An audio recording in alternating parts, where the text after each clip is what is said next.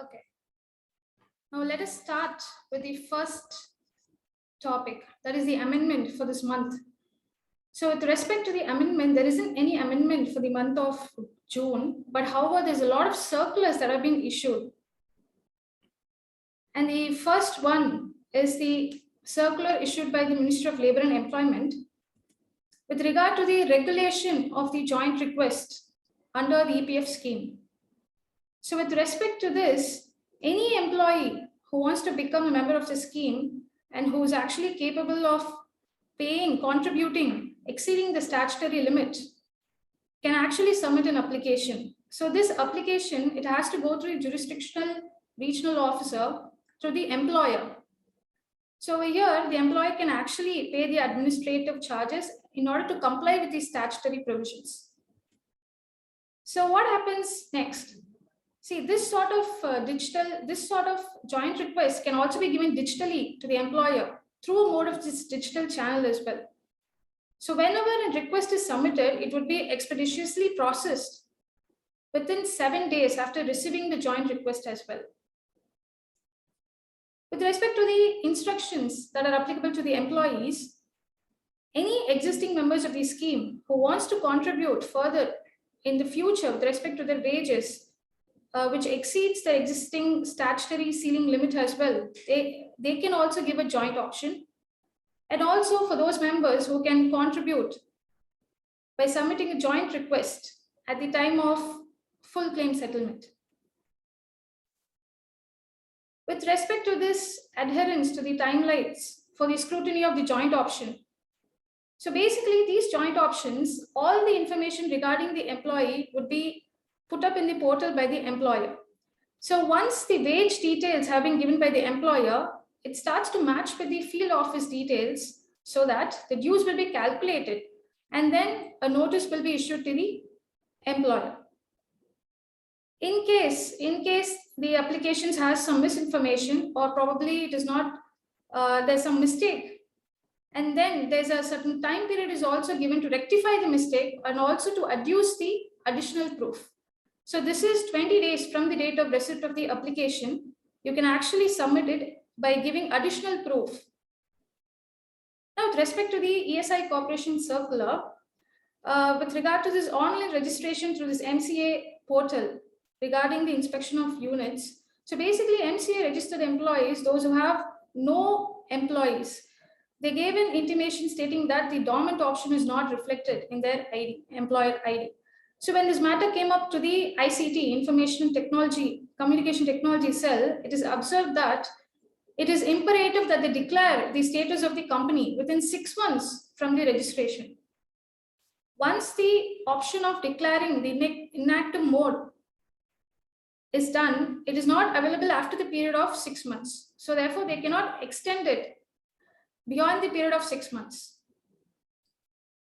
So with respect to this circular issued by the EPF organization, there are certain methods to compute the pension. So what exactly is the methods? It can be categorized into two. One is that being prior to the 1st September 2014, and those data post 1st September 2014. So this is more of a calculation where you take up the average monthly pay within the span of 12 months before exiting the pension fund scheme. So this is with respect to prior to the 1st September, whereas post 1st September 2014, it will be taken a span of 60 months. And now in a quiz corner, whether a woman can file a complaint against another woman under the POSH Act. Do be thinking what is the exact answer. We'll be referring to the answer at the end of the session. Yes. Now moving to the across the globe corner, Australia extends time for personal grievance in cases of sexual harassment. So basically there's this Amendment Act where employees are given adequate time in order to raise a personal grievance. So initially it was 90 days, but now it has been increased to 12 months, almost 1 year. So this is because it has to give the space to those people who have endured such a sexual harassment so that they will have adequate time to think about what has happened before coming forward. So this new time, it is even available even after the person leaves the company during the 12-month frame. So this pertains only especially to the sexual harassment cases and not otherwise. Now moving on to Canada. So with respect to the Canada prohibits wage fixing and then no poaching agreements. So basically, when it comes to wage fixing, Canada has criminalized any offense relating to wage fixing where employers would agree among themselves, with respect to wages or in order to increase or decrease the salaries. And also with respect to poaching, no soliciting or hiring each other's employers. So anyone who contravenes this new prohibition would be imprisoned for a 14 year. And also corporations also subjected to these provisions where senior officials will be held liable.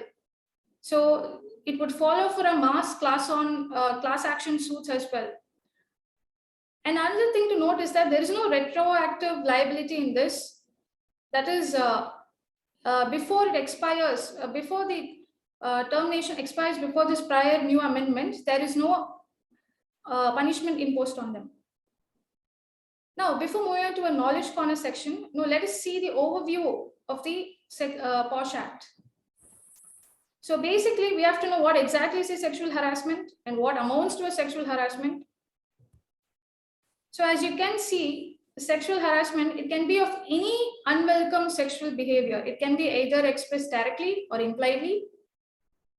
In cases of any physical contact or asking for any favors or giving any sexual remarks. So as you can see here, physical contact and advances, invasion of personal space, showing any pornography or any unwelcome acts, unwelcome sexual advances, sexual colored remarks, merely passing a comment on someone saying, hey, you look like this, you look sexy in this sari. That can also be termed as a sexual harassment. And then threatening a person directly or indirectly about her employment, that also comes within the purview of sexual harassment. But now we know what exactly is a sexual harassment. We have to see what exactly is a workplace as well. So when it comes to a workplace, it can be a public sector or private sector. It can be of hospitals or nursing homes, any sports institute, or any place visited by the employee arising out or during the course of employment. This arising or during the course of employment plays a significant role because there are people who will say, okay, I was on the way to my office and I endured sexual harassment. Can I report it to my employer? Yes, you can report it because it is arising out of the course of employment. Now, with respect to the Supreme Court judgments on this POSH Act, there are certain significant landmark judgments given by an Honorable Apex Court. The first one being is that, so this case actually came up from a group of women's rights activists challenging the constitutionality of the POSH Act itself. So basically, they placed certain contentions, stating that the POSH Act failed to protect women, did not give adequate remedies. It has no remedy against online harassment, or there's a need for gender sensitive members of the internal complaint committees. So all these were put forward by the petitioners.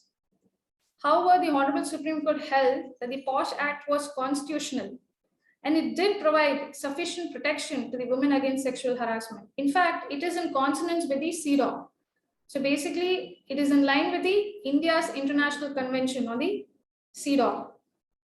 So this case in the year of 2013 has provided a vital precedent in the fight against the sexual harassment, especially in India. Now, moving on to the next case. So this case follows mostly on the procedural aspects. What is the procedure that is to be conducted in a POSH inquiry? So here it lays down certain characteristic features where a complainant or a witness shall not be subject to face-to-face encounter during the examination or cross-examination. So initially what happens is that the complainant's committee, they will formally inquire as to whether the complainant wishes to have a face-to-face encounter, and her response will also be recorded. So as you can see, this is the order of the examination of witnesses would be. So the first being the list of persons given by the complainant, and then the cross-examination conducted by the respondent, following which the examination of the witness is named by the respondent, and again the cross-examination on behalf of the complainant. Suppose if the complainant has indicated no, I do not wish to be put face to face with the respondent during the examination. Then again, the CC, the complaints committee, can communicate the same to the respondent. So in such a case, what does it do? It gives an option for the respondent to nominate a women examination assistant.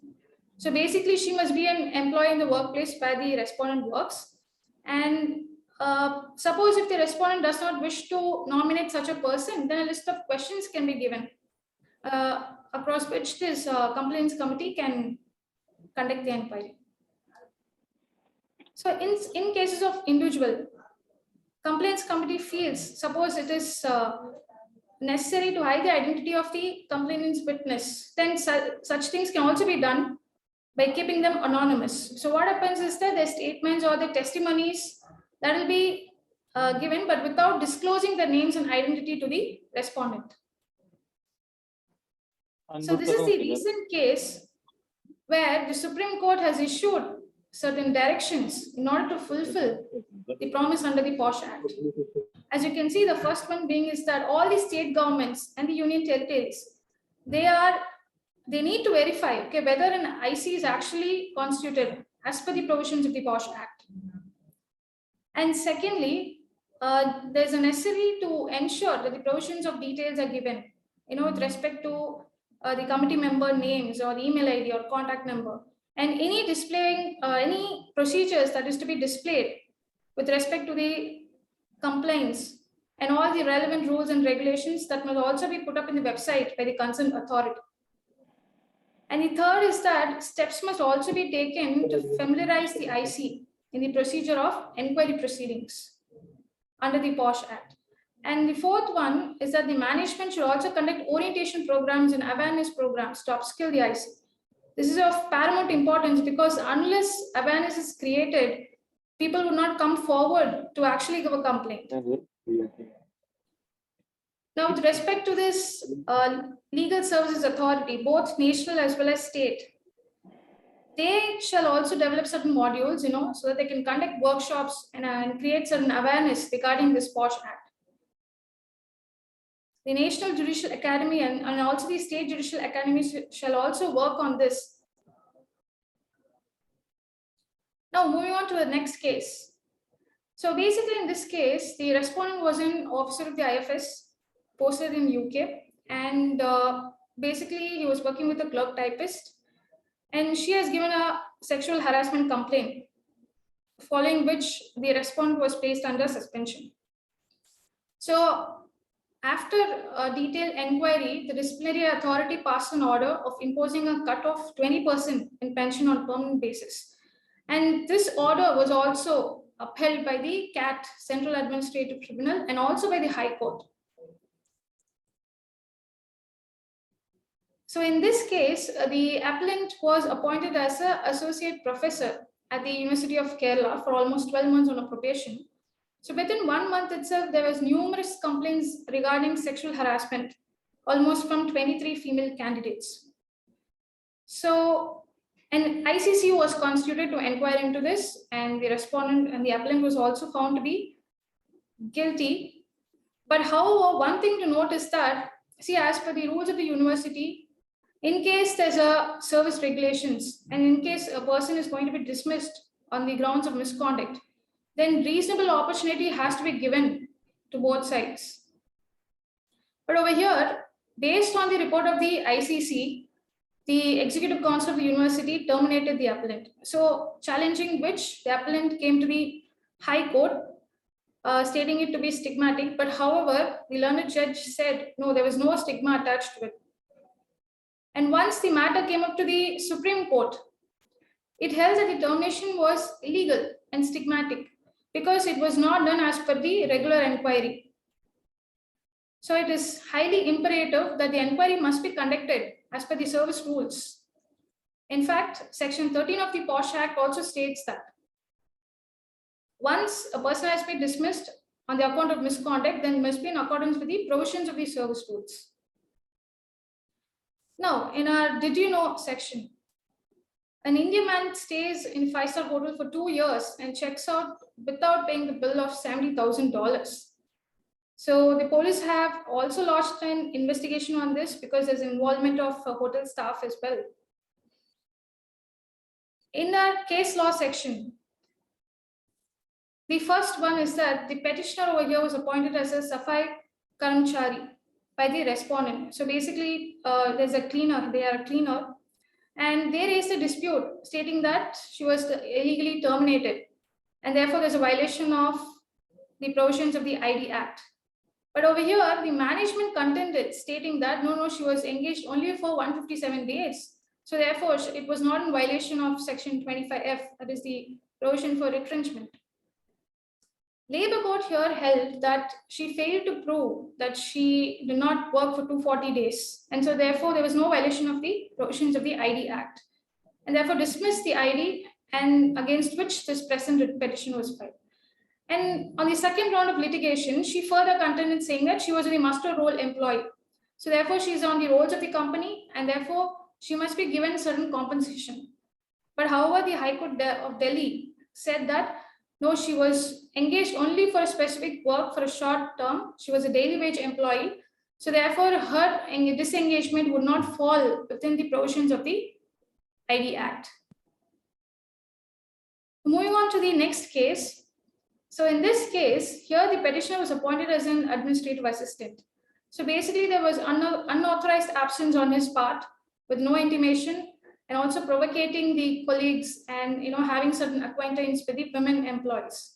So domestic inquiry was initiated and he was dismissed as well.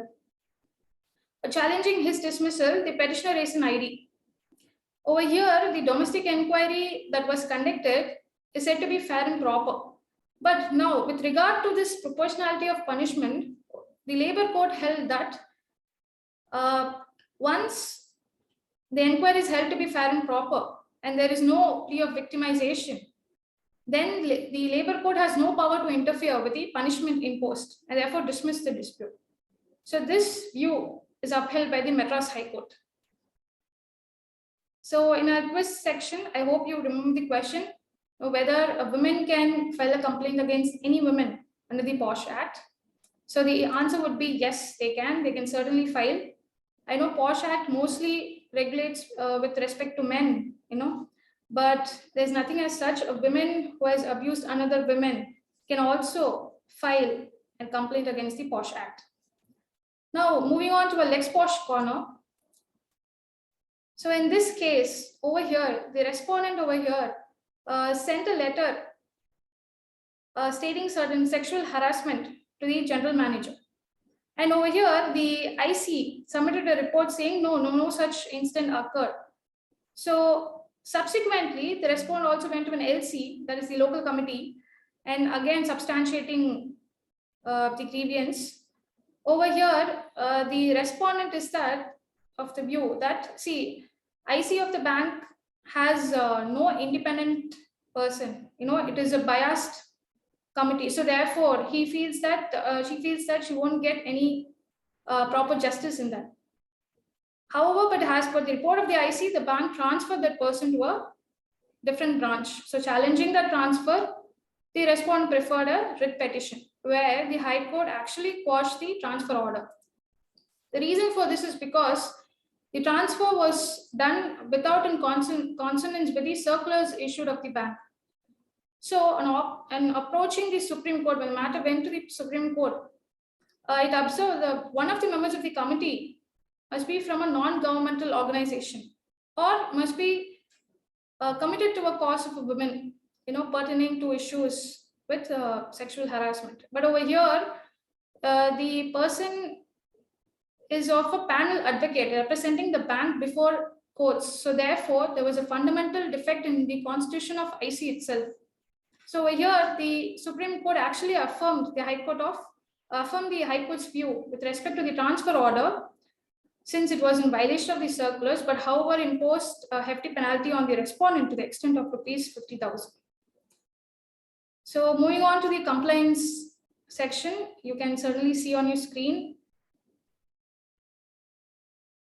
I hope it has been complied with respect to this month. So with this topic, I'm going to conclude my session. Thank you for patiently listening to me.